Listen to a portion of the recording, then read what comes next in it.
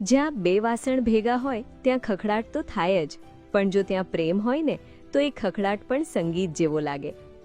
આજના હાઈટેક જમાનામાં જ્યારે સગા ભાઈઓ અલગ થઈ રહ્યા છે, ત્યારે અમદાવાદના સેટેલાઇટ વિસ્તારમાં રહેતો આ પ્રજાપતિ પરિવાર દુનિયા માટે મિસાલ બન્યો છે. છેલ્લા 45 વર્ષથી 4 પેઢીના 23 સભ્યો એક જ છત નીચે અને એક જ રસોડે જમે છે. આ ઘરની ખાસિયત એ છે કે અહીં એક બે નહીં પણ 6 સાસુઓ છે. છતાં વહુઓ કહે છે કે અમને તો લાગે છે કે અમે પિયરમાં છીએ. અમે લગભગ 50 વર્ષથી બધા જોઈન્ટ ફેમિલીમાં રહીએ છીએ.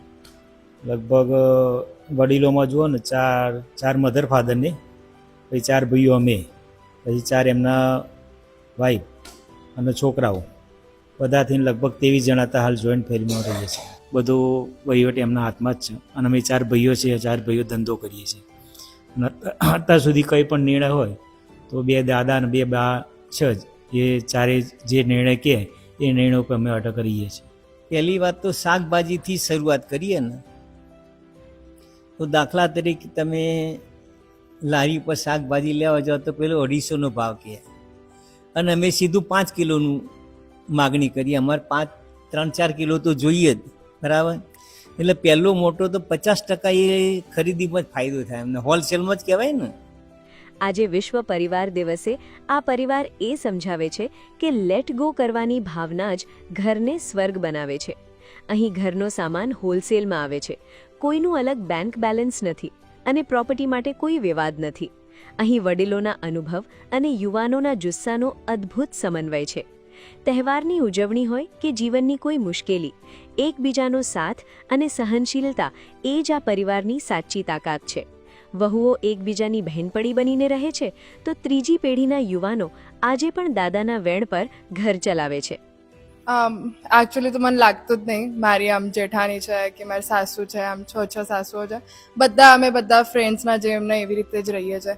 અત્યાર સુધી એક કે એવું નહીં કે ભાઈ હું નાની છું તો એટલે આવું કરવાનું તેમ કરવાનું, બધા મળીને જ કરીએ. ઇનફેક્ટ મારા હાથે તો એવું કશું કામ આવતું જ નહીં, બધા પહેલાં જ બધું પતી જાય છે. ક્યારેક કોઈ બાબતે તમને અલગ અલગ ટોકવામાં આવે તો એનું તમે કેવી રીતે રિએક્શન કરો છો? એ આપણાથી મોટા છે તો આપણને શીખવાડે છે અને આપણે શીખવાનું છે. અમે ક્યારેક એવું બી થાય કે અમે બી એમને કંઈક અત્યારના સમયનું શીખવાડતા હોઈએ છીએ તો એ લોકો બી શીખે ને અમે બી શીખીએ.